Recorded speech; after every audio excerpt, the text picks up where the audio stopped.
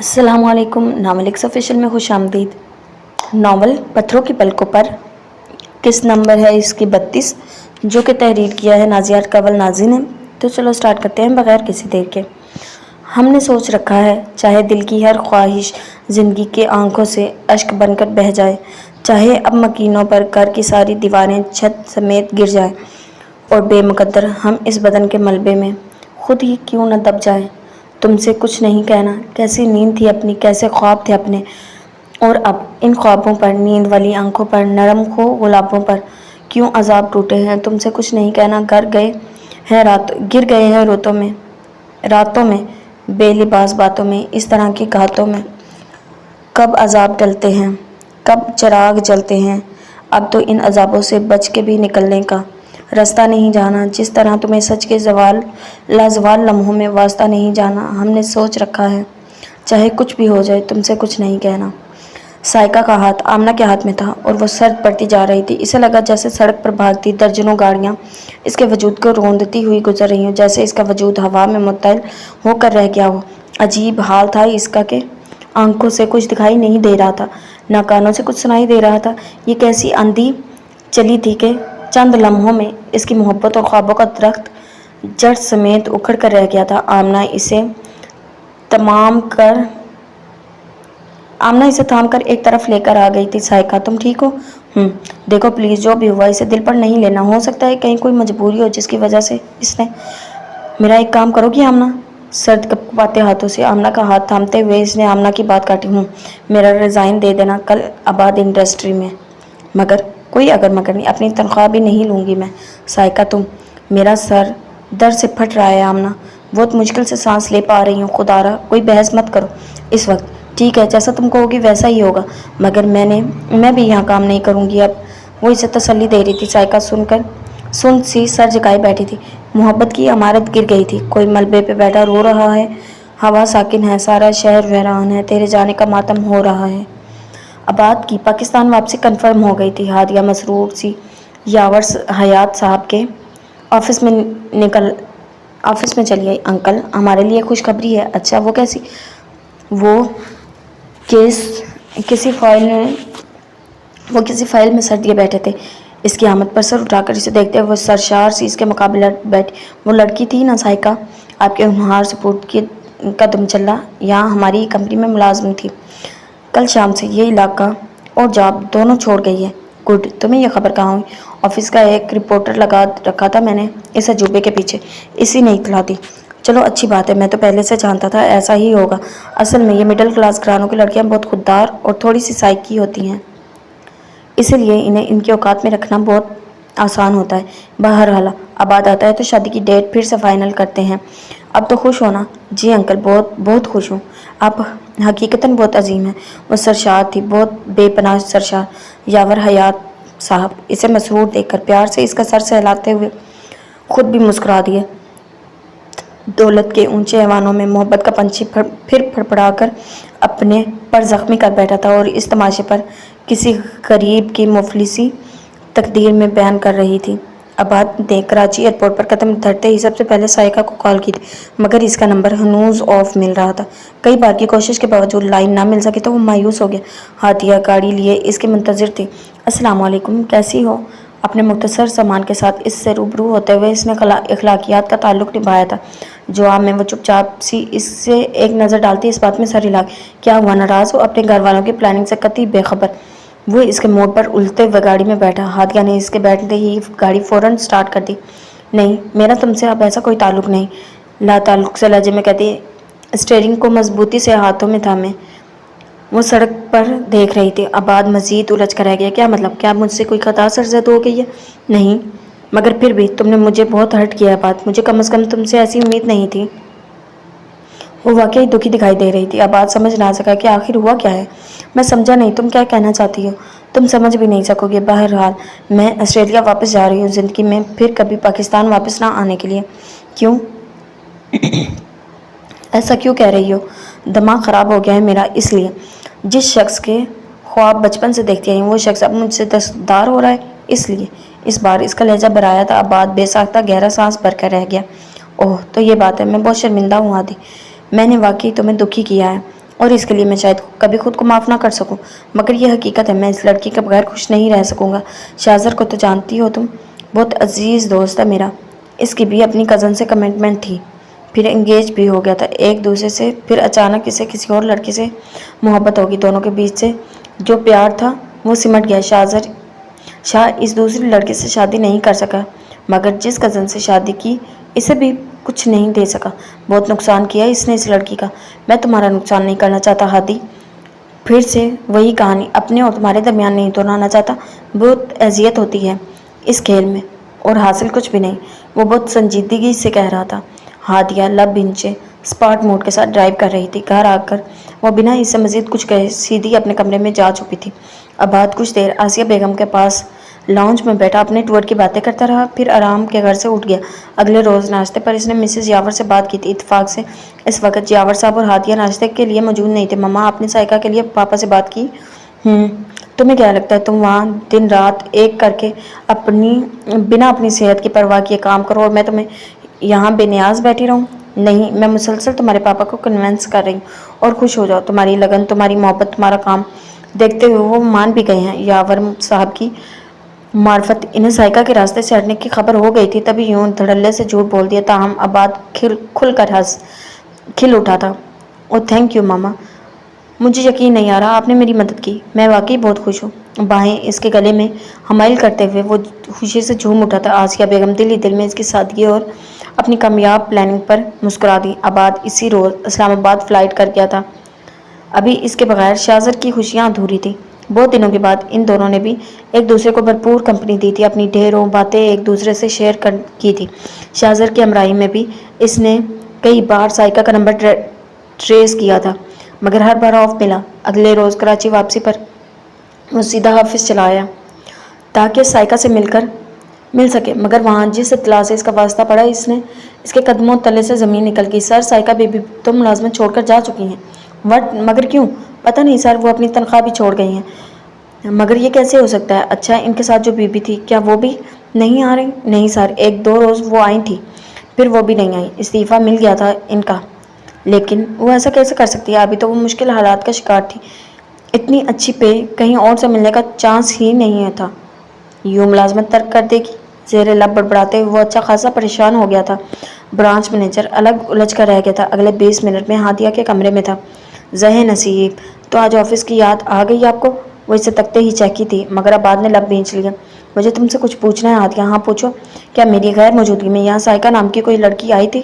پتہ نہیں، آئی ہوگی، مجھ سے تو نہیں ملی۔ کیوں، کوئی اسپیشل لڑکی تھی کیا؟ ہاں۔ اوہ، پھر تو ملنا چاہیے تھا۔ کہیں وہ ریسٹورانٹ والی لڑکی تو نہیں تھی؟ وہ اب لطف لے رہی تھی۔ عباد بے بس سا پلٹ گیا۔ سنو، انکل سے پوچھ لینا، ہو سکتا ہے ان سے ملی ہو۔ جسٹ شٹ اپ، وہ نہ کر کہتا وہ کمرے سے نکل گیا تھا۔ پیچھے ہادیہ کھل کر مسکرا دی تھی۔ دھواں اڑاتی کچی سڑک پر بے نیازی سے چلتی وہ کوئی سودائی ہی دکھائی دے رہی تھی۔ وہ کنواں جو اس نے محض ایان کو سبق سکھانے کے لیے کھودا تھا، اس کنویں میں وہ خود گر پڑی تھی۔ نہ صرف پورے گاؤں میں رسوا ہو گئی تھی بلکہ سانول کو بھی کھو دیا تھا۔ اس سانول کو جو اس کا خواب، اس کا غرور تھا۔ کیا رہا تھا اس کے پاس؟ کچھ بھی تو نہیں۔ نفرتوں کے سلسلوں میں کبھی کسی نے کچھ پایا ہی نہیں تھا، بس کھویا ہی کھویا تھا جیسے اس نے کھو دیا۔ اپنے خیالوں میں غرق، نہ پہ تلے قدم اٹھاتی وہ پرانے کنویں کے پاس پہنچی تھی جب اچانک دھواں اڑاتی ایک ٹیکسی اس کے عین قریب آ رکی تھی۔ اس سے پہلے کہ وہ کچھ سنبھل پاتی، ٹیکسی کا اگلا دروازہ کھلا اور اگلے ہی پل ایان اس کے مقابل آ کھڑا ہوا۔ علیزہ کی آنکھیں اسے مقابل پا کر کھلی کی کھلی رہ گئی تھی۔ چلو ڈیئر، حساب کتاب کا وقت شروع ہو گیا ہے، لبوں کی تراش میں ہلکی سی مسکراہٹ لیے وہ بولا تھا۔ علیزہ نے گھبرا کر ادھر ادھر دیکھا۔ وہاں اس سڑک پر دور دور تک کسی زی روح کا نام و نشان نہیں تھا۔ ادریس شاہ کی لاش اس پرانے کنویں سے برآمد ہونے کے بعد گاؤں کے لوگوں نے شام ڈھلنے کے بعد وہ رستہ جیسے ترک کر دیا تھا۔ علیزہ خود آج پہلی بار حویلی سے باہر نکلی تھی، وہ بھی سائیں جی کے مزار پر حاضری دینے کے لیے اور دیا جلانے کے لیے۔ پچھلے دنوں سے حویلی کی چار دیواری میں اس کا دل بہت گھبرا رہا تھا۔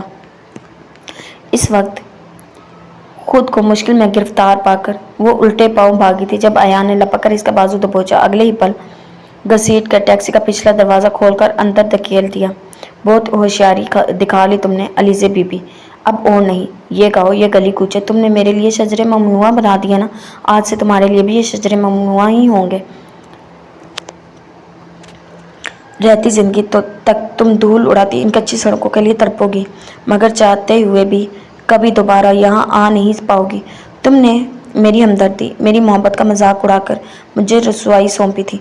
आज से मैं तुम्हें बताऊंगा कि हमदर्दी और मोहब्बत करने वाला मर्द जब बेहिस हो जाता है तो औरत के कैसे रखता है।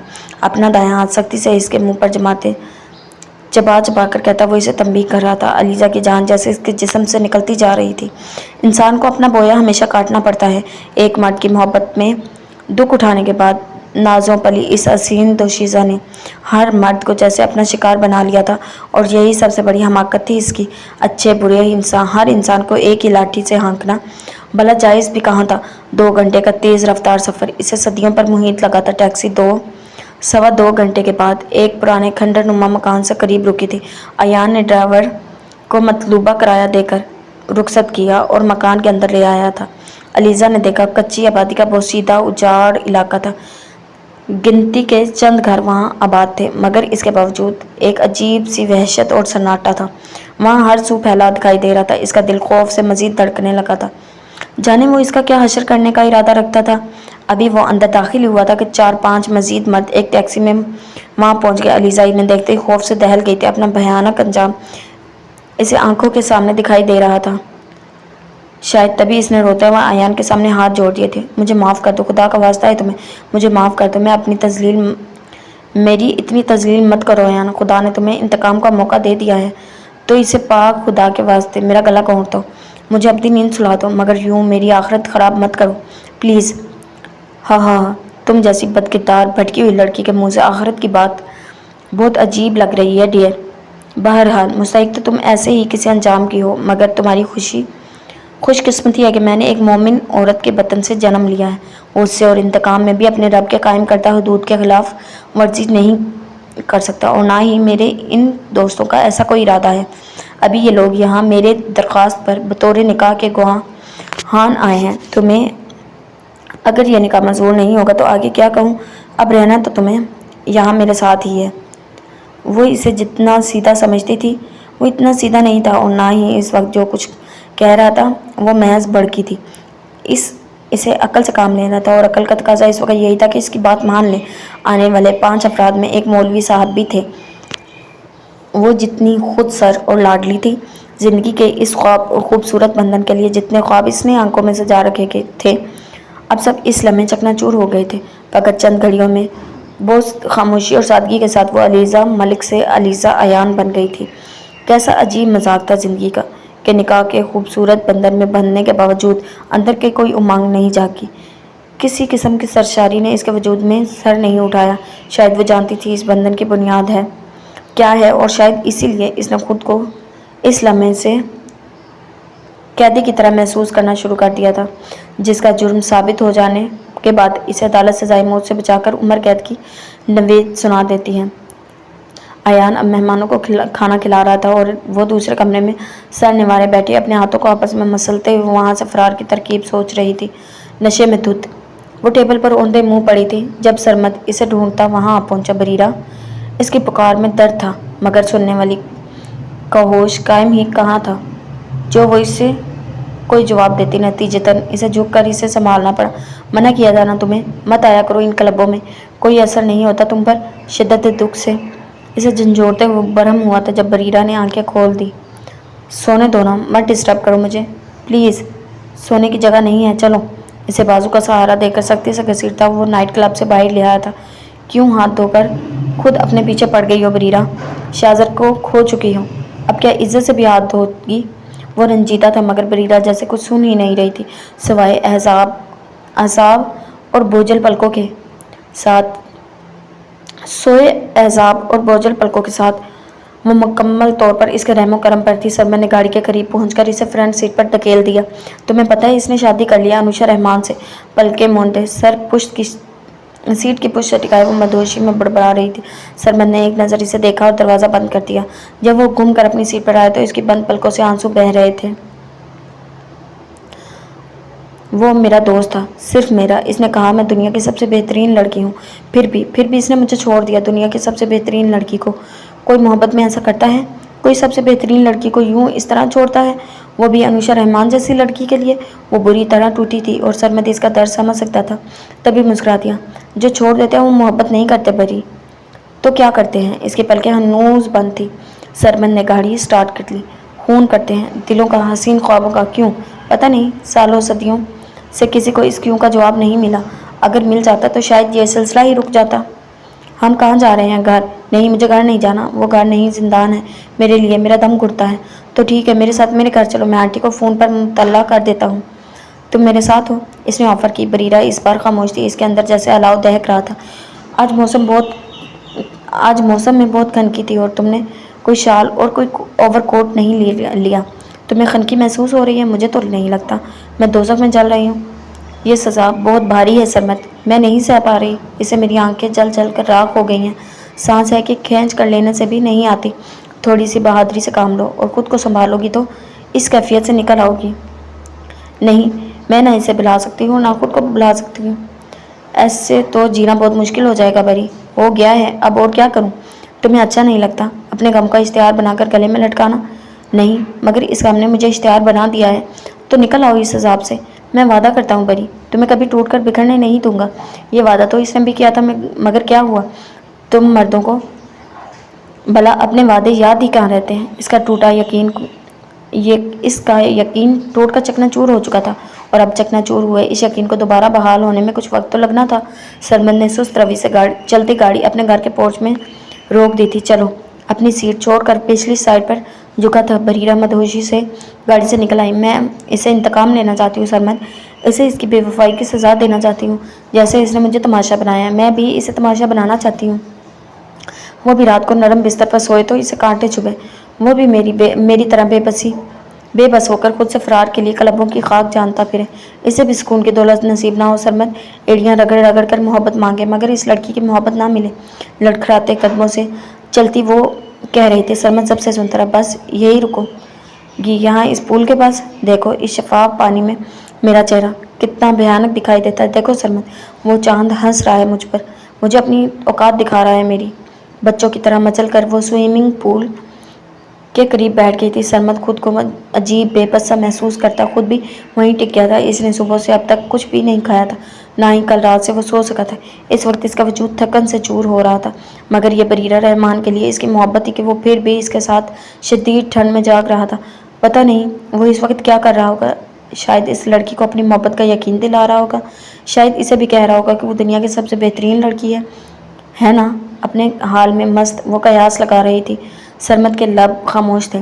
جب وہ اس کے پاس جائے گا تو کیا اسے میری یاد نہیں آئے گی؟ جب وہ اس سے بات کرے گا تو کیا میرا تصور اسے بیکل نہیں کرے گا؟ میں اس کی بیوی تھی سرمد، میں نے اس کے لیے ماں بننے کا اعزاز بھی گنوا دیا، ہری بھری شاخ سے اجاڑ درخت ہو گئی میں۔ پھر بھی اس نے مجھے طلاق دے دی، کیوں؟ میں نے کچھ مانگا تھا اس سے؟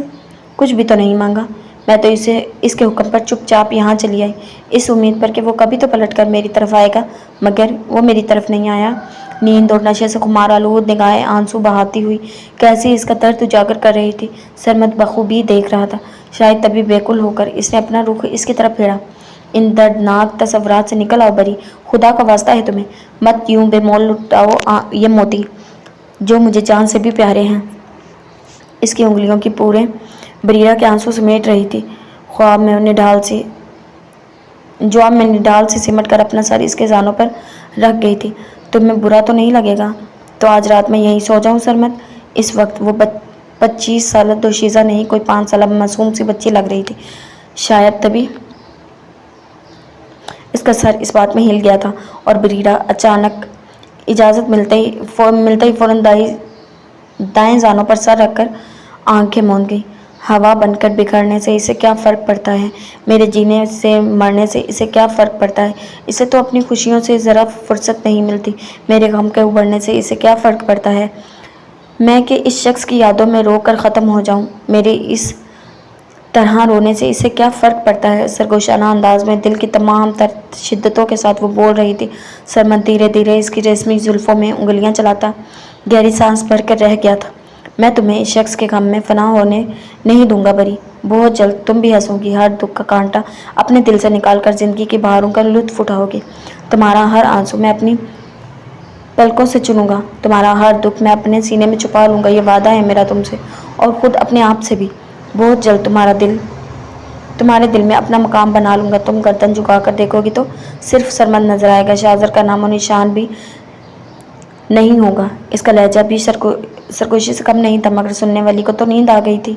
एक नामहरम मसीहा की पनाह में दर्द से बेहाल वो जख्मी चिड़िया अब सुकून की नींद सो रही थी, और वो जो सुकून से चूर मीठी नींद का ख्वाहां था, अपने अनमोल मोहब्बत की कीमती मता की तरह आगोश में संभालने पूरी रात किसी पुतले की तरह बेसाकत हिस्सो हरकत तालाब के किनारे बैठा। कहीं इसकी हिलती हल्की सी जंबश इसकी आंखों की मोहब्बत की आंख ना खुल जाए। थकन, भूख और नींद बरीरा रहमान के सुकून और नींद के बदले में हल्की पड़ गई थी।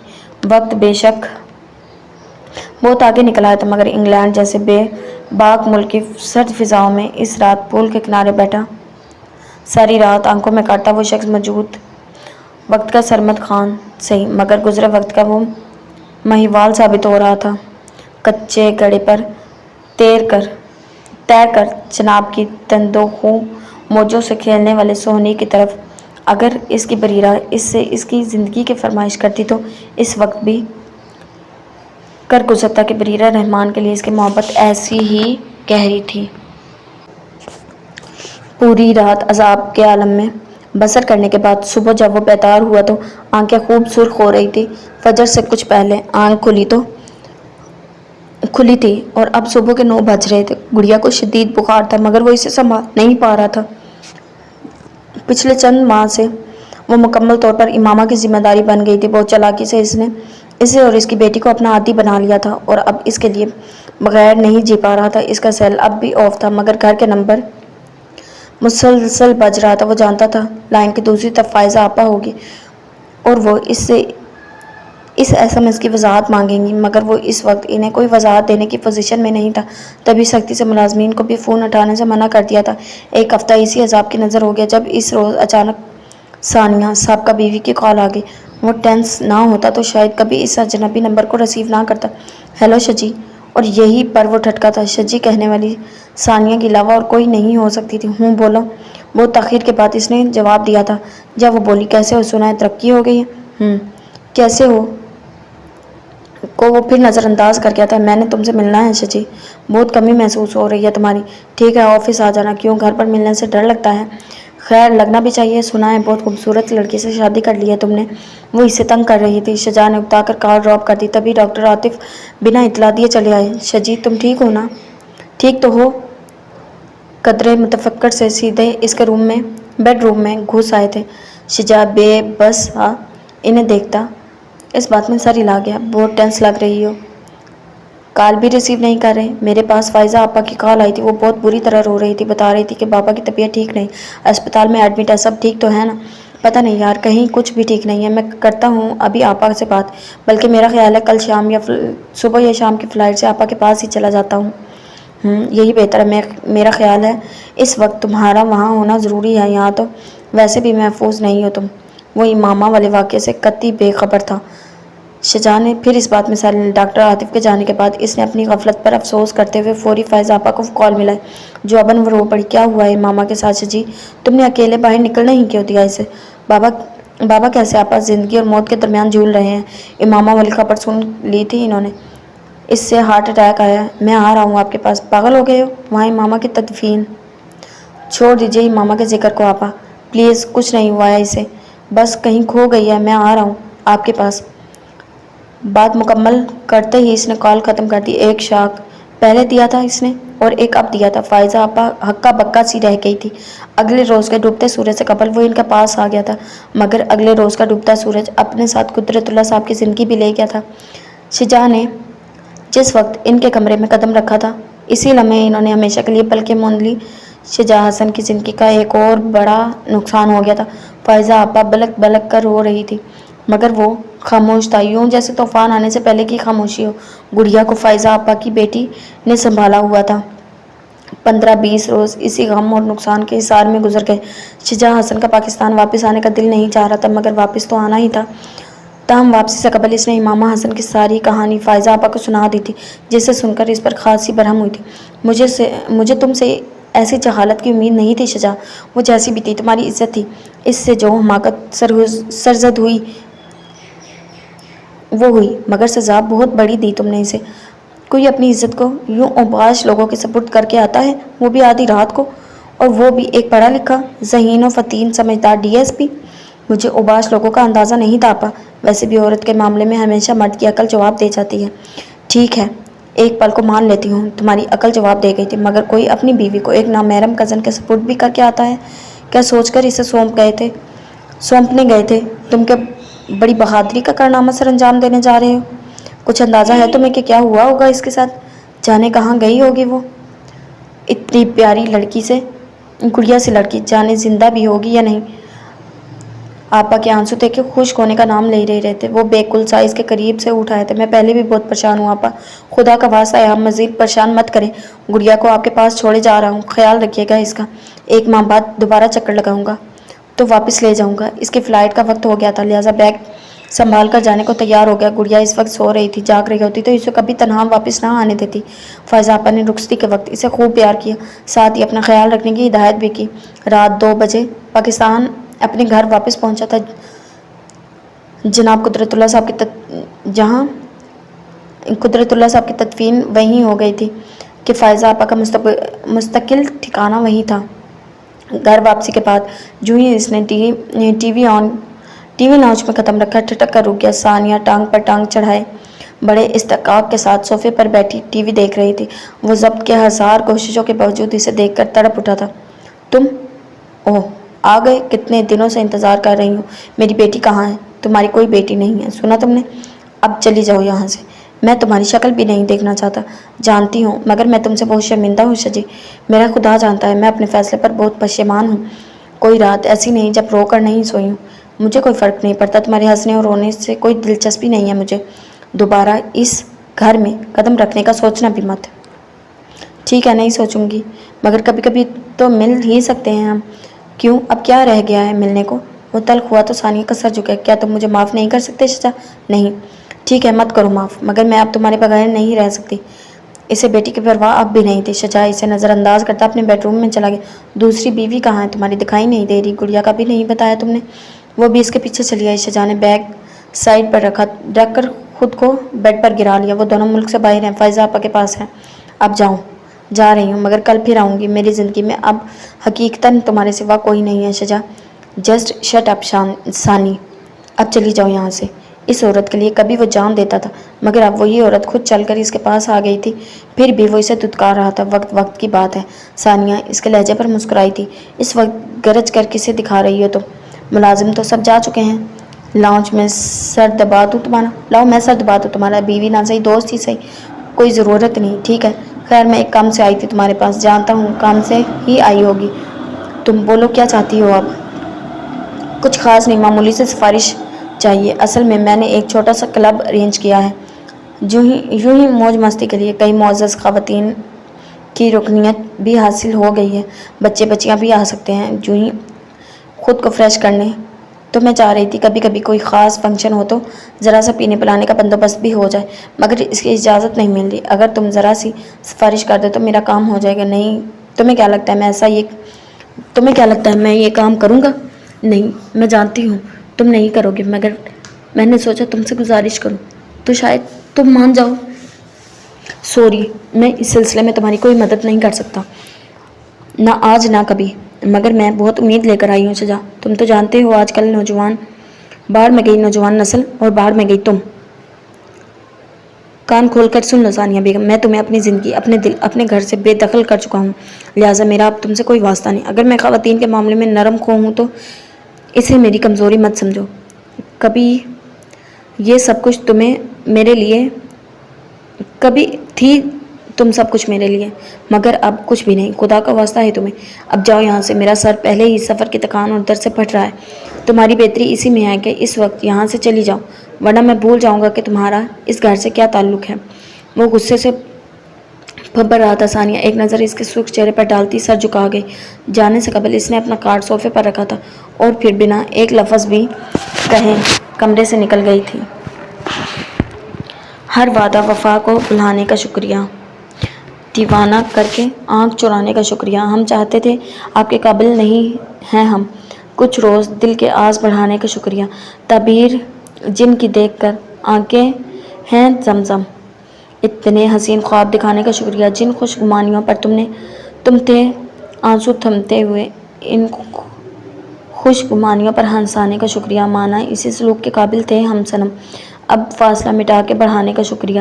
گوری اس وقت گھر پر نہیں تھی. شاہزر کو ایک ضروری میٹنگ میں پہنچنا تھا مگر اتفاق سے اس وقت اس کا کوئی بھی سوٹ پریس نہیں تھا. تبھی مجبوراً اسے کچن میں چاند کے لیے دودھ بوائل کرتی انوشا کو مخاطب کرنا پڑا. انوش. وہ اس کی پکار پر نہیں اس انوکھے طرز مخاطب پر چونکی تھی. شاہزر کپڑے اٹھائے عین اس کی پشت پر کھڑا تھا. اگر ذرا سا وقت نکال کر احسان کر سکو تو پلیز میرا سوٹ پریس کر دو. بہت ضروری میٹنگ میں شرکت کرنی ہے. بلقیس نوکرانی سے کہہ دے کر دے گی. بلقیس بیوی نہیں ہے. تم پریس کر دو پلیز. اسے بے مقصد ضد ہوئی تھی. وہ تب گئی. بلقیس بیوی نہیں ہے تو میں بھی نوکرانی نہیں ہوں. سمجھے آپ؟ نوکرانی سمجھ کر تو نہیں کہہ رہا میں تم سے. بیوی سمجھ کر کہہ رہا ہوں. قسم سے. ایک لمحے میں اس کے لہجے کا انداز اور آنکھوں کا رنگ بدلا تھا. وہ سر پٹائی تھی. سوری میں فارغ نہیں ہوں. وہ تو میں بھی دیکھ رہا ہوں. محض 5 منٹ نکال لو گی تو کوئی فرق نہیں پڑے گا. کہنے کے ساتھ ہی اس نے اپنے ہاتھ انوشا کے دونوں کندھوں پر دھرے تھے. انوشا کو لگا جیسے وہ آگ کی لپیٹ میں آ گئی. اپنے ہاتھ پیچھے ہٹاؤ. شاہزر افندی میں آپ کی ایسی گستاخی قطعی برداشت نہیں کروں گی. گستاخی کیا بات ہے اس میں؟ اب تو قانوناً اور اسلامی نقطۂ نظر سے شرعی بیوی ہو میری. کوئی دیوی تو نہیں ہو جو چھونے سے بےرحمتی ہو جائے گی. وہ شرارت پر آمادہ تھا. انوشا کا بی پی شوٹ کر گیا. تم جیسا بے غیرت بے ضمیر اور گھٹیا انسان میں نے آج تک نہیں دیکھا. آگے بھی نہیں دیکھو گی انشاءاللہ. چلو یہ سوٹ پریس کرو. شاباش. پل میں غصہ ہوئے بغیر اس کا موڈ بدلا تھا. وہ اس کے ہاتھ درمی پر مجبوراً سوٹ تھامتی پاؤں پٹکتی ہوئی وہاں سے گئی. شاہزر نے اس کے جانے کے بعد ایک مرتبہ پھر بریرہ کا نمبر ٹرائی کیا تھا مگر اس کا نمبر ہنوز آف مل رہا تھا. وہ اداس سا اپنے بیڈ روم میں چلا آیا جہاں چاند کمبل میں چوبا بے خبری کی میٹھی نیند سو رہا تھا. وہ کونیوں کے بل بیڈ کے کنارے پر ٹکتے ہوئے اس کے چہرے پر جھک گیا تھا. زندگی ایک دم سے کتنی خوبصورت اور مکمل ہو گئی. چاند اس کے بے تحاشا پیار پر کسمسا کر بیدار ہوا تھا. پاپا سونے دینا. صبح ہو گئی ہے پاپا کی جان. اب اٹھ جائیں. میں نے نہیں اٹھنا. آپ بھی سو جانا. ہاں میں بھی سو گیا تو آپ کی ماما نے طوفان اٹھا دینا ہے. کیوں ماما ہر وقت ناراض کیوں رہتی ہیں آپ سے؟ مکمل بیدار ہو کر وہ اب شاہزر کے گلے میں باہیں ڈالتے پوچھ رہا تھا. وہ لاجواب سا ہو گیا. پتہ نہیں یار آپ کی ماما کے دماغ میں کوئی پیچ ڈھیلا ہے. کسنا پڑے گا کسی دن. کہنے کے ساتھ اس نے اسے کمبل سے نکال کر باہوں میں اٹھا لیا تھا. چاند اب اس کی بات پر کھلکھلا کر ہنس رہا تھا. انوشا نے اس کا سوٹ پریس کر دیا تھا مگر اس کے لیے ناشتہ نہیں بنایا تھا. وہ ہرٹ تو ہوا تھا مگر اس پر ظاہر نہیں کیا تھا. شکریہ اس احسان عظیم کا کے لیے. چاند کو گود سے اتار کر اس کے ہاتھ سے سوٹ لیتے ہوئے اس نے سنجیدگی سے کہا اور سوٹ لے کر اپنے کمرے کی طرف بڑھ گیا. آفس کے لیے دیر ہو رہی تھی لہٰذا اس روز بنا ناشتہ کیے ہی وہ چاند کو پیار کر کے آفس کے لیے نکل آیا تھا. تاہم آنے سے پہلے اس نے ملازم کو بیڈ روم کے علاوہ باقی تمام کمرے لاک کرنے کا حکم دے دیا تھا. رات میں وہ خاصی تاخیر سے گھر واپس لوٹا تو وہ لاؤنج میں بیٹھی شاید اسی کا انتظار کر رہی تھی. شاہزر جانتا تھا وہ اس کا انتظار کر رہی ہوگی تبھی زیر لب مسکراتا بنا اس پر نگاہ ڈالے سیدھا اپنے بیڈ روم کی طرف چلا آیا. انوشا جس کی آنکھیں نیند سے بند ہو رہی تھی اس کی اس درجہ چالاکی پر سے ٹپٹا کر رہ گئی. اگلے 10 منٹ تک وہ لاؤنج میں آنے کا انتظار کرتی رہی. پھر مجبوراً خود ہی اٹھ کر اس کے اور اپنے مشترکہ بیڈ روم میں چلی آئی. شاہزر کپڑے تبدیل کرنے کے بعد اب چاند کے برابر میں لیٹا اسے پیار کر رہا تھا. آپ نے گھر کے تمام کمرے کیوں لاک کروائے ہیں؟ چوری یا ڈاکے کا خوف تھا آپ کو میرے بے زر ذات سے؟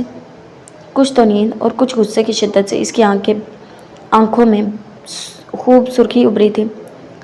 وہ چونک کر اس کی طرف متوجہ ہوا. کیا چرا سکتی ہو تم شاہزر افندی کے گھر سے؟ بھرپور نگاہیں اس کے چہرے پر جمائے وہ خود اٹھ کر پاس آیا تھا. انوشا نے خفگی سے رخ پھیر لیا. میرے لیے اس گھر میں کوئی بھی چیز اتنی نایاب نہیں ہے کہ جس میں چرانے کی خواہش ہو. تو پھر سمجھ جاؤ نہ کہ میں نے تمام کمرے کیوں لاک کروائے ہیں.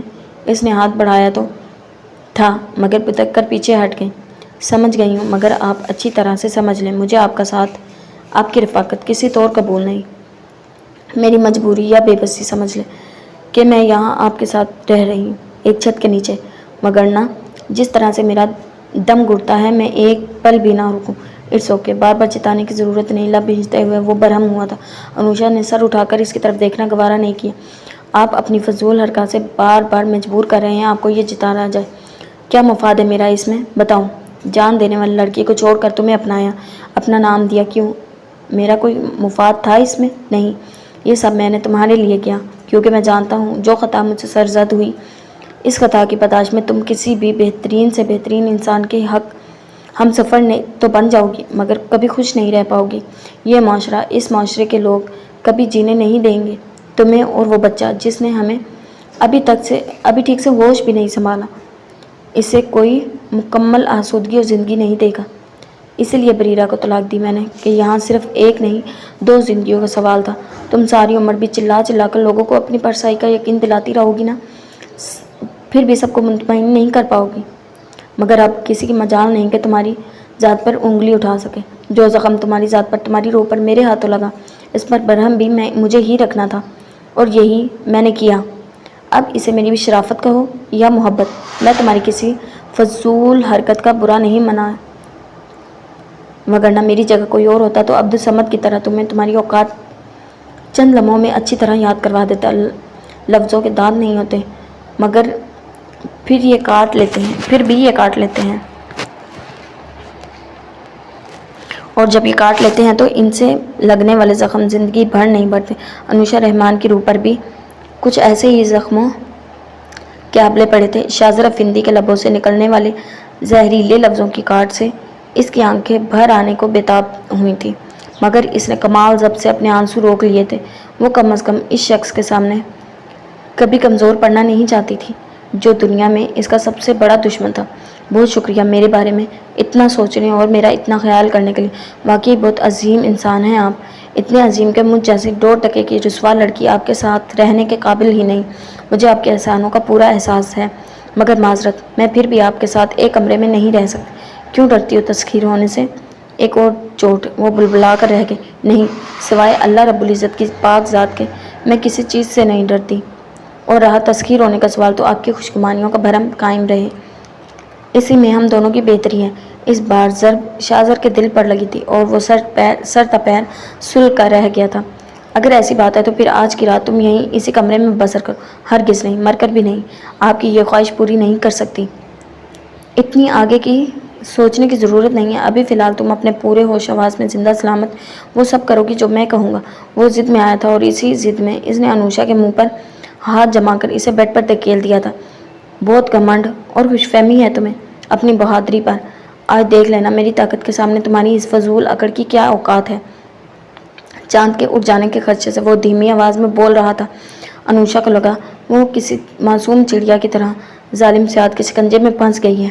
وہ اپنی رہائی کے لیے اس نے ہر حربہ آزما لیا تھا، مگر سیاد کے مضبوط گرفت کے سامنے اس کی ہر کوشش بیکار گئی تھی۔ تبھی آخری حربے کے طور پر وہ رو پڑی تھی، اور شاذر جو آج اسے کسی طور بخشنے کے موڈ میں نہیں تھا، اس کے رونے پر کمزور پڑ گیا تھا۔ اب کیوں رو رہی ہو؟ وہ سارا تنتنا، وہ اکڑ کہاں گئی؟ تم مر جاؤ شاذر افندی، خدا کرے تمہیں کل کا سورج دیکھنا بھی نصیب نہ ہو۔ رونے کے بعد وہ بددعاؤں پر اتر آئی تھی۔ شاذر زیر لب مسکراتا اسے اپنے فولادی گرفت سے آزاد کر گیا۔ یہ جو زبان ہوتی ہے نا عورت کی، یہی سارے فساد کی جڑ ہے۔ عورت اگر اسے چھوٹی سی چیز کو قابو میں رکھ لے تو ساری دنیا پر حکومت کر سکتی ہے۔ وہ طنز کرتے ہوئے باز رہنے والا نہیں تھا۔ انوشا زور و قطار روتی رہی۔ اب چپ کر جاؤ، خدا کا واسطہ ہے تمہیں۔ چاند اٹھ گیا تو دوبارہ نہ سوئے گا نہ سونے دے گا، ویسے بھی میں نے تمہارا کوئی نقصان نہیں کیا۔ بکواس بند کرو، وہ بنا کر کہتی ہوئی اس پر دھاڑی تھی، اور پھر بیڈ سے اٹھ کر کھڑی ہو گئی۔ یہ لو چاپیاں، اور جہاں دل چاہتا ہے جا کر سو جاؤ۔ رات میں ڈر ور گئی تو کسی دن تو میں نہیں آتا مدد کے لیے۔ وہ ابھی سے تنگ کر رہا تھا۔ انوشا بنا ہی اس پر نگاہ ڈالے تیزی سے کمرہ چھوڑ گئی۔ پاگل! اس کے جانے کے بعد وہ سر جھٹک کر مسکراتے ہوئے اس نے کہا، اور پھر سوتے ہوئے چاند کو ایک ہاتھ سے اٹھا کر اپنے بازو پر سلاتے خود بھی وہیں لیٹ کر سکون سے آنکھیں موند گیا۔ فجر سے کچھ پہلے جو ہی اس کی آنکھ کھل گئی، پیاس کا احساس نہیں تھا، مگر ایک عجیب سی بے چینی ضرور دل و دماغ کو حصار میں لیے ہوئے تھی۔ کئی بار کروٹ بدلنے کے بعد بالآخر بیڈ سے اٹھ کھڑا ہوا۔ کمرے میں ہیٹر آن ہونے کی وجہ سے ٹھنڈ کا احساس زیادہ نہیں تھا، لہٰذا ایک نظر सुकून से सोए बेड पर डालते हुए, सुकून से सोए चांद के बेड पर डालते हुए वो कमरे से निकल आया था। नूशा लाउंज में सोफे पर सो रही थी और वह सर्दी से बचने के लिए इसके पास सिवाय अपनी गर्म शाल के और कुछ नहीं था। वो सुस्त रवि से चलता इसके करीब आ खड़ा हुआ। कैसी कड़ी सजा के सुपुर्द कर रखा था इस लड़की ने कि फजूल नफरत और अना ने इसको। इस वक्त सर्दी की शिद्दत से इसका वजूद कांप रहा था और वो होंठ जैसे नीले पड़ रहे थे। वो जानता था अगर इसने इसे उठाने की कोशिश की तो ज़रूर वो जाग जाएगी और फिर वो चाहते हुए भी इसके लिए कुछ नहीं कर सकेगा। तभी कुछ सोचते हुए वापस अपने बेडरूम में गया और अपना गर्म आरामदा कंबल लाकर इस पर डाल दिया। जाने क्यों इस लम्हे इसका शिद्दत से दिल चाहा था कि वो सोफे से नीचे ढिल के इसके सिल्की बालों को समेट कर इसके शानों पर टिका दे, मगर महज इसकी आंख खुल जाने के डर से ये ख्वाहिश अपने अंदर ही दबा गया। अनुषा की सुबह आंख खुली तो खुद को आरामदा नरम कंबल में देखकर हैरान रह गई। रात वो खासी इश्ताल में रो कर सोई थी। सर्दी से इसका पूरा जिस्म सुन्न हो रहा था। ऊपर से नींद थी कि मेहरबान होने का नाम ही नहीं ले रही थी, मगर फिर जाने कब इसके रब को इस पर रहम आ गया था और वो सो गई थी। सोने तक इसके पास सिवाय गर्म शाल के और कुछ भी नहीं था। फिर ये कंबल खासा उलझा देने वाला मामला था, मगर वो जान गई थी कि ये मेहरबानी किसने की है। तो क्या इसकी तरह वो भी जागता रहा था? क्या इस पर भी नींद की देवी मेहरबान नहीं हुई थी? ना चाहते हुए भी वो सोचती सोफे से उठ खड़ी हुई थी। मुझे यहाँ नहीं रहना, किसी भी सूरत नहीं रहना। अगले ही पल गुस्से से सोचते हुए वो गोया फैसला कर रही थी। प्यार दे पूनम